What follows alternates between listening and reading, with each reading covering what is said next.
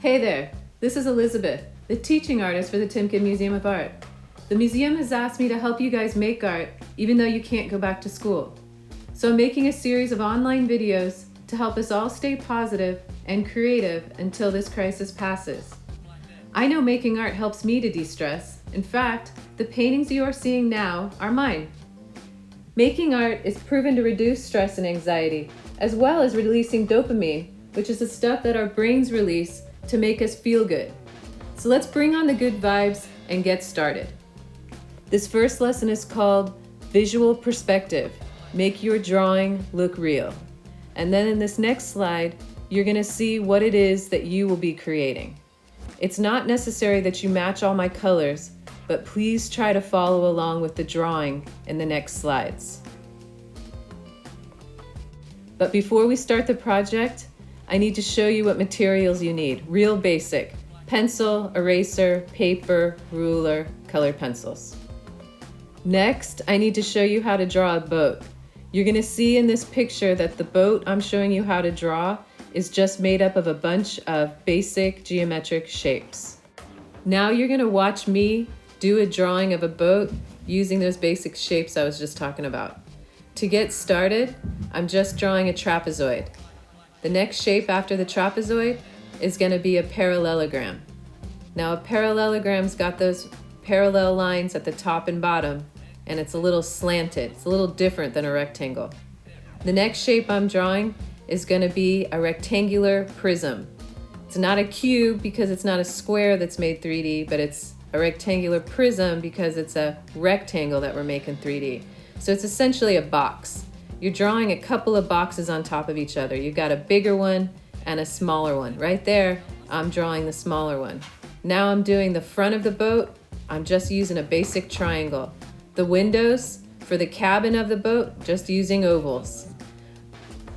Next, I'm gonna draw the sail, just using a big old narrow triangle.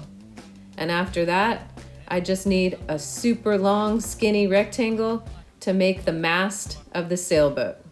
I'm gonna add one little tiny detail down there around the cabin of the boat and call it done. All right, now it's your turn. You're gonna pause the video here, look at the picture in this slide, and copy what you see, using all those basic shapes combined to create a sailboat. Next, I'm gonna show you some artist tricks so that your picture will look more real. When you want stuff to look like it's in the foreground, you need to draw your shapes larger, lower on the page, and add more details. When you want things to look like they're in the background, you need to draw your shapes smaller, higher on the page, and use less detail. Using this painting from the Timken Museum of Art as an example, notice how the boats in the foreground of this picture are lower on the page, larger, and more detailed than the boats in the background, which are smaller, less detailed, and higher in the picture. Okay, now I'm going to show you the entire drawing. The first thing you need to do is figure out where you want your horizon line. You can choose to make it lower on the page, middle, or high. It's totally up to you. The next step after you draw the horizon line is you're going to begin with those basic shapes to draw your foreground sailboat. You got the trapezoid, the parallelogram, rectangular prism, pyramid, and rectangle. After you draw the sailboat in front, you got to draw the sailboat in the back. That one needs to be the same pieces and parts as the one you just drew, but it's going to be smaller, higher on the page, and less detailed.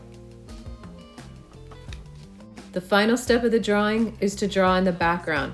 Just draw some simple hills like I'm doing here, and maybe a sunset or sunrise. Next, you can erase some of the pencil marks and add details. Now it's your turn. Pause the video and get your drawing completed.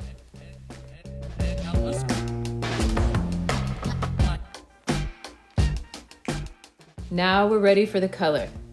You're going to start in the background at the top of the page. You can match the colors I'm using, or you can use other colors.